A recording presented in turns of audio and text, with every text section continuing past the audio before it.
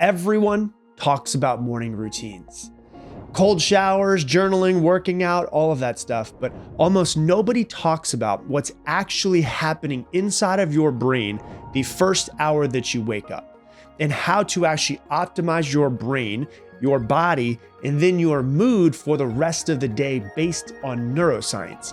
Because what you do in that window, that first hour, determines your motivation, your action, your stress levels, your cognitive performance for the next 12 to 16 hours. And most people waste it. But today I'm going to show you how to program yourself like a neuroscience from the moment you wake up in the morning.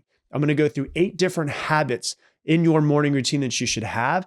And I guarantee most of these you've never heard of before. As a bonus, I also created a free worksheet and morning checklist for all 8 of these that you can download and print out to make sure that you're staying on track. If you want to get it for free, you can go to theperfectmorningroutine.com, download it for free, print it out, and use that checklist. All right, so let's dive into it. Number 1, you want to delay dopamine for at least 60 minutes. The first hour of your day sets your dopamine baseline. Dopamine is not just the pleasure chemical, it's the molecule of your drive, your motivation, and your future pursuit. And so Dr. Anna Lembke, who's a Stanford psychiatrist, explains that early high dopamine spikes, like looking at social media or email stress or even sugar, actually lower your baseline dopamine over time. So you feel worse throughout the day. And so if you spike dopamine immediately after waking up through Instagram or through scrolling or through sugar or through the news, your brain down-regulates your dopamine receptors for the rest of the day. And that's why if you do this, the rest of the day can actually feel flat. So that's why for the first 60 minutes of your day, you want no phone, you want no sugar, no heavy input of stimulation, watching the news or seeing your text messages from your mom where she's talking about fearful stuff happening in the world. What you're trying to do in those first 60 minutes is you're protecting your dopamine baseline for the day. You're telling your brain, we earn dopamine.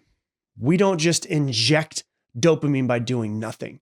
And so that alone will change your impulse control dramatically throughout the entire day. So that's the first thing. The second thing you want to do is go outside, preferably when there's sun, but go outside even if there's no sun, and look at far distances for about 2 to 5 minutes. Okay, this is almost never talked about. Your visual system in your brain affects your stress system. And so when you stare at something that is up close, like your phone, and it's right in front of your face, then your pupils, what they do is they constrict, and that tells your nervous system to shift towards focus, which creates and activates mild stress response in your body. It turns on your fight or flight when you look at your phone and it's so close to your face. Your visual system actually makes your brain feel different throughout the day. And so when you look at far distances, especially like natural horizons, your pupils will dilate. And we will be right back.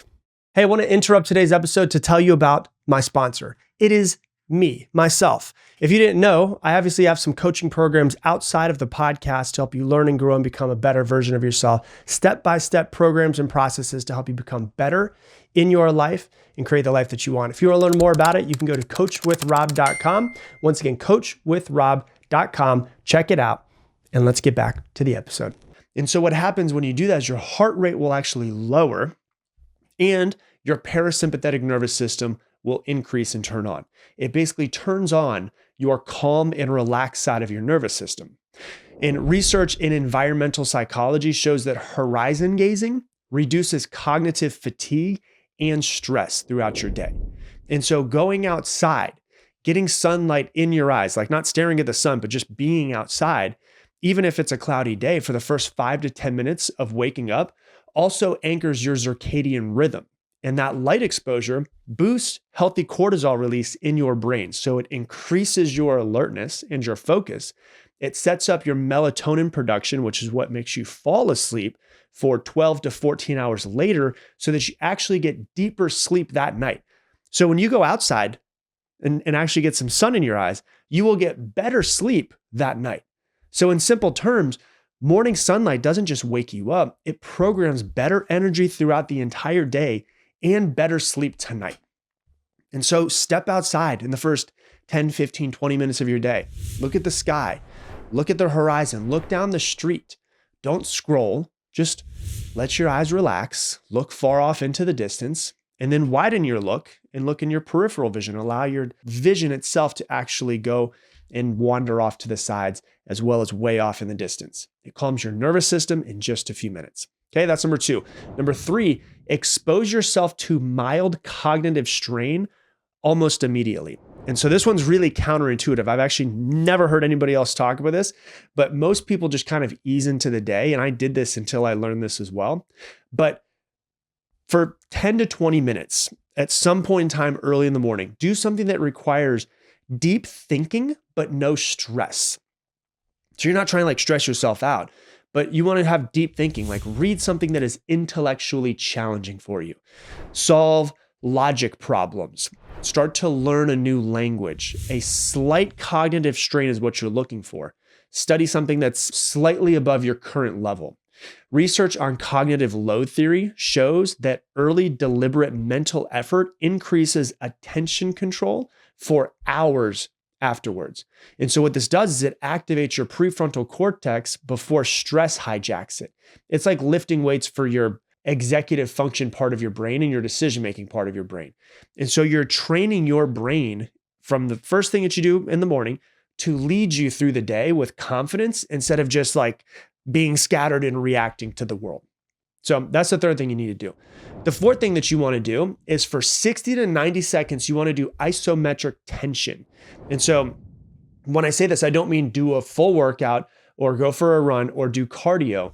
I mean like just do a wall sit or do a plank or do a static hold for 60 to 90 seconds. Now, why would you want to do this? Because short bouts of isometric contraction release what's called norepinephrine and improve vascular tone. So norepinephrine is basically adrenaline in your brain.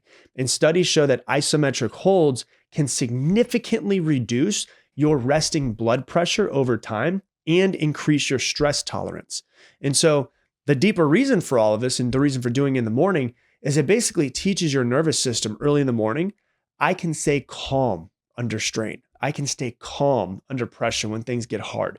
And that pattern carries with you into the day, into parenting, into meetings, into hard conversations with employees. You're training your composure physically, but also mentally first thing in the morning when you wake up. Okay, that's number 4. Number 5, don't talk for the first 10 minutes. Now, your spouse might be next to you, so you're going to have to probably communicate this to your spouse. They're going to think that you're pissed off, but this is really big.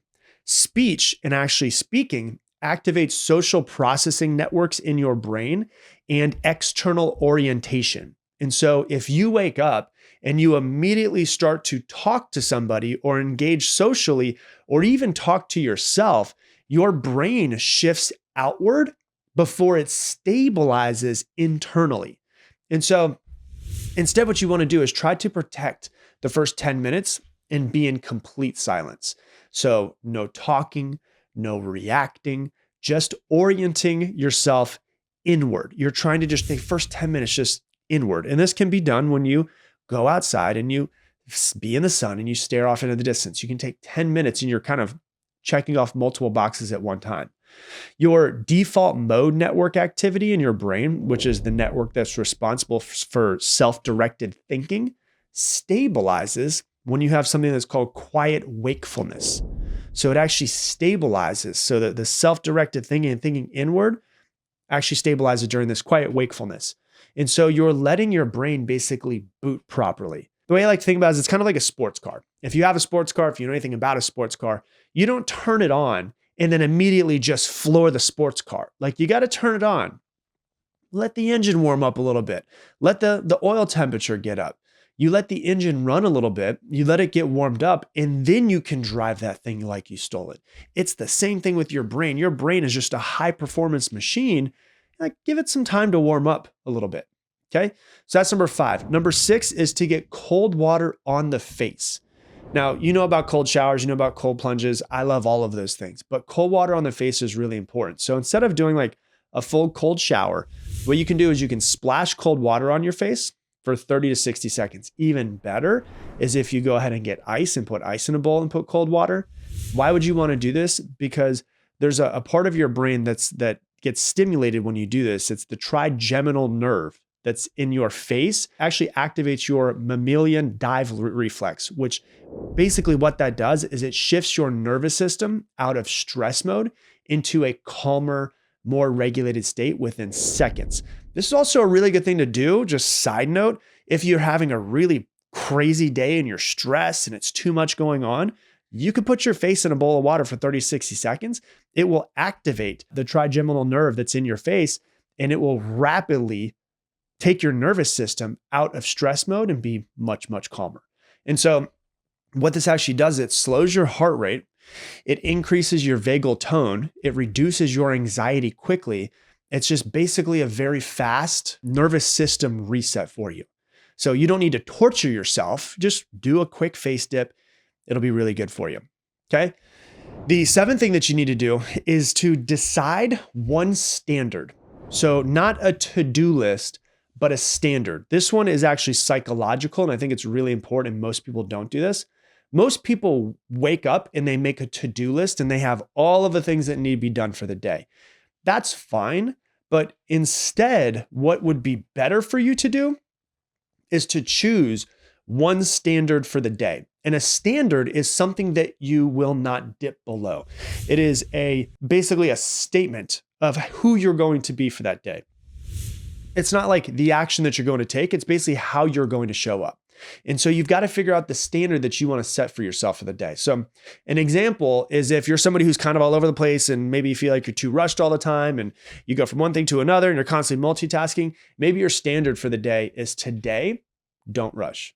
Today, I do not rush, right? That's the standard that I'm creating for just the next 16 hours of me being awake. Maybe if you're constantly at the whim of other people, or maybe you're a people pleaser, maybe you say, today I respond, I don't react. Or today I might lead instead of reacting. Today, if you're someone who's like, really good at procrastinating or really good at just like putting things off or not following through, today I will finish everything that I start. And so it's basically a standard of how you're going to show up for the day. Behavioral psychology shows that identity-based standards influence your decisions throughout the day more consistently than your task lists. And so standards change your posture of who you are and how you show up for the day. To-do lists, they just focus on tasks.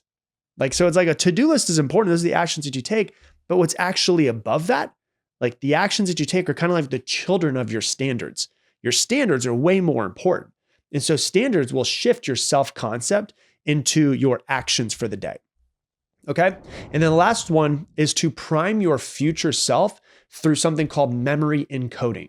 And so this one's the most novel that people have really never heard of before. So memory encoding is this.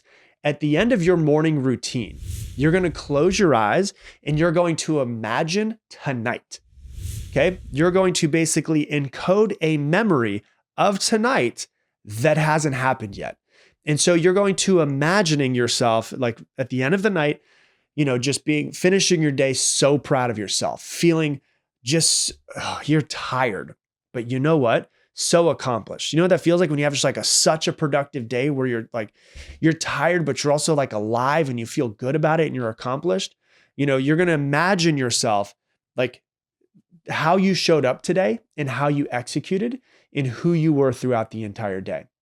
And this is something that's called episodic future thinking. So research on episodic future thinking shows that vividly imagining future outcomes increases your delayed gratification and also improves your decision making. So if I think to myself of how proud I'm going to be for eating healthy, not eating snacks, and for going to the gym today, it is more likely that I will have delayed gratification instead of instant gratification, because I'm basically, along with the one I just talked about, was setting the standard for the day. I'm thinking about how I'm going to feel at the end of the day. You're basically, in a weird way, you're pre-installing a memory before you actually go and create the memory.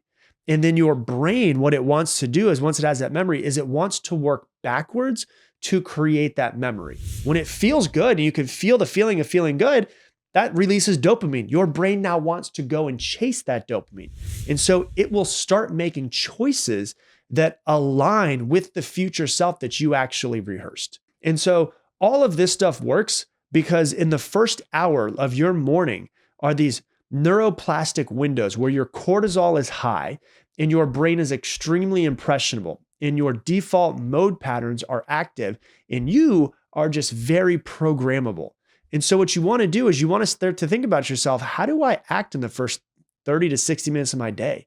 Like most people let notifications program them. You can choose to program yourself. So that's what I hope that you do. Hey, thanks so much for watching this video. Based off of what you've been watching recently, YouTube thinks that you should click this video next. It is perfectly crafted for you. And if you want to make sure to never miss another video, click that button right there, and I'll see you on the next one.